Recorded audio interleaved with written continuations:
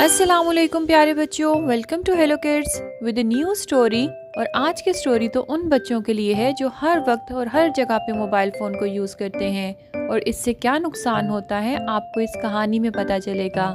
آئے ہم اپنی کہانی کو شروع کرتے ہیں۔ شہر کی چہل پہل میں ایک پارک تھا جہاں ہر شام بچے کھیلنے کے لیے آتے تھے۔ اسی پارک میں ایک بوڑھے آدمی جن کا نام حکیم صاحب تھا ایک بینچ پر بیٹھے رہتے تھے۔ وہ ٹھنڈی ہوا میں اپنی چھڑی تھامے مسکراتے ہوئے ان بچوں کو دیکھتے تھے۔ حکیم صاحب جدید دور کے انسان تھے لیکن ان کی باتوں میں قدیم دانش مندی کی جھلک تھی۔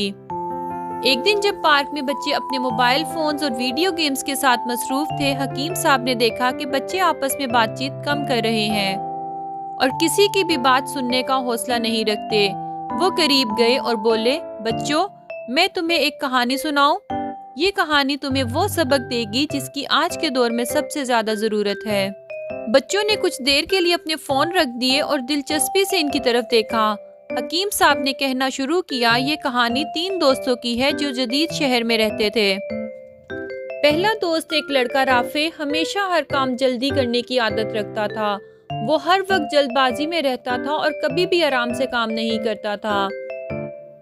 دوسرا دوست حسن ایک پرسکون اور صابر لڑکا تھا جو ہر بات کو غور سے سنتا اور سوچ کر جواب دیتا تھا۔ تیسرا دوست علی اپنے دادا کی باتیں ہمیشہ سنتا اور ان پہ عمل کرتا تھا۔ ایک دن شہر میں بجلی کا بڑا بحران پیدا ہو گیا اور پورے شہر میں اچانک بلیک آؤٹ ہو گیا۔ لوگ پریشان ہو گئے کیونکہ جدید آلات بند ہو گئے تھے۔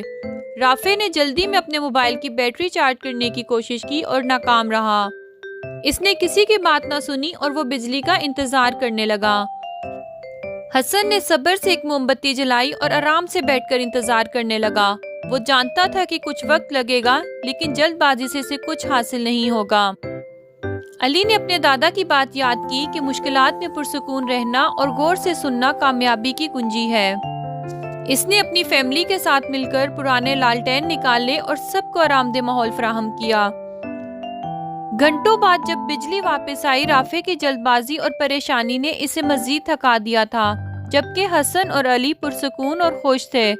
رافع نے اعتراف کیا کہ حسن اور علی نے زیادہ عقل مندی سے کام لیا تھا۔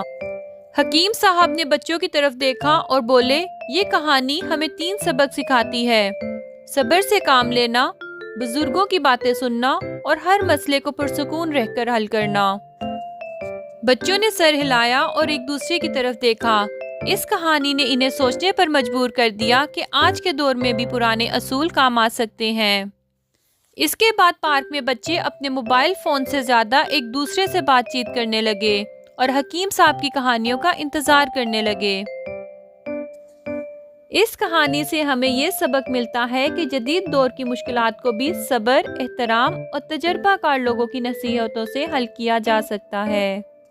بچوں، امید ہے کہ آپ کو آج کی کہانی پسند آئی ہوگی اور اس سے آپ نے کچھ سیکھا ہوگا۔ اور مزید اچھی کہانیاں سننے کے لیے ہمارے چینل کو ضرور لائک کریں اور سبسکرائب کریں۔